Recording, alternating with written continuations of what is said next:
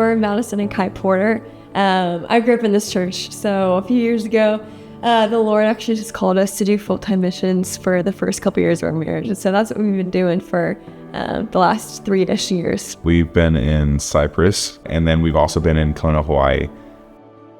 I'm Kaylee O'Connor. So my family and I moved here about 2 years ago. And when I moved here, I was able to intern at CLF.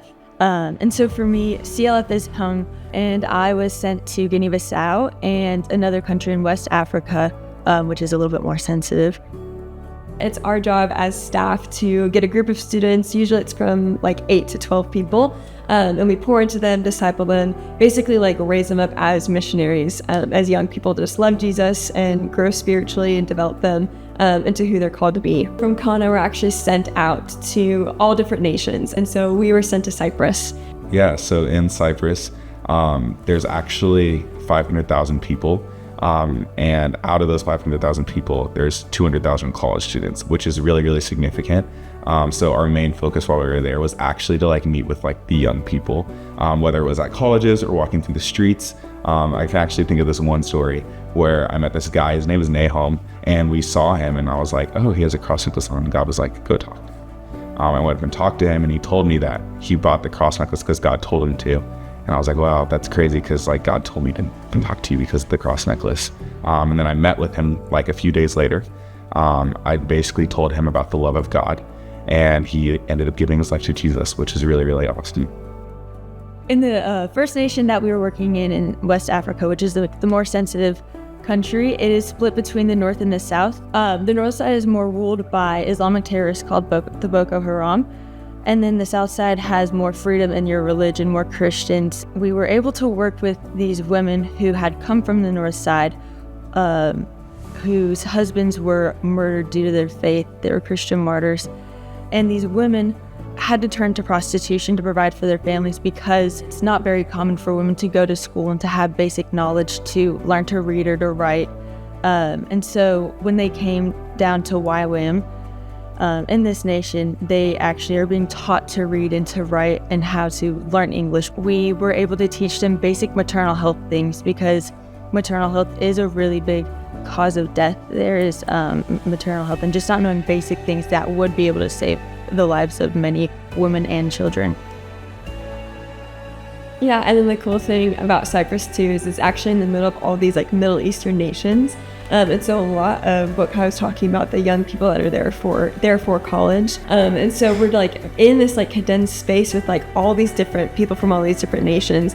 And so it's super significant. So we weren't just there for like the Cypriot people, but we were there like for the nations. And so we actually, our contacts, like the long-termers there, got gifted a church building. And they weren't doing anything with it because they had just gone there 6 months prior, so they didn't have any time to start anything or do anything with the space. They gave us the keys, literally just said, do whatever you want with it. And so we asked God, like, okay, God, what do you want us to do with this building? And he actually asked us to start a church service. And so that's what we did. And we started out with like 5 people.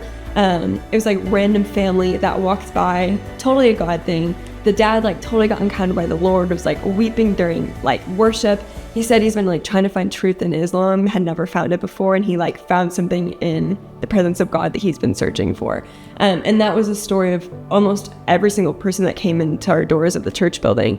And so, yeah, we kept going, kept like getting a consistent amount of people coming, and by like the 3rd service, it was packed. And there's like this staircase on like the side of the building that ended up being like packed full because the pews were just filled with people. So Guinea-Bissau is about 52% Muslim, and so a lot of them don't even understand what they're doing and what they believe in really. And that also goes for the fact that the Quran isn't translated into their languages, so they don't know what it means.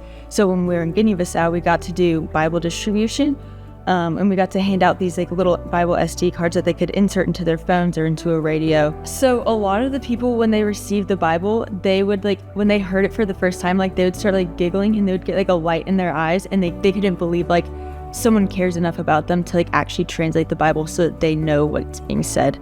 And then we had like Muslim women like running from down the street, like sprinting up to us like as fast as they could and being like, please, can you come to my house? Like, we want to hear the Bible too. Like, can you give one to us, please? And so like we would walk with them back to their house, and we would actually sometimes get to sit down and like listen to them, and they would go and bring their neighbors, and then they would go and grab their family members from the back of the house, and it was so beautiful. It means so much to me that I have a church back home that's supporting me through prayer and financially, and just knowing that y'all have a hand in what God's doing in the nations. So just thank you so much. We just want to thank you guys as CLF just for supporting us, whether it's in prayer, financially, whatever it is. We just feel so blessed and loved and encouraged and supported by you guys. We like literally cannot do what we do without you. And it's really encouraging to hear like what you guys are doing to be a part of the story that God is writing in missions across the world, like even in Port Edwards. Like it's really, really encouraging for us to hear.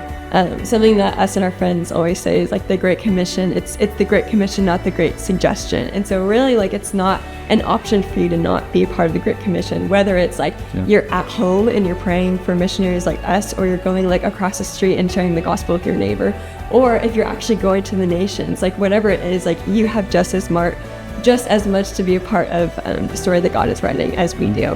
And so we just really want to thank you for letting us do what we feel like God is calling us to do.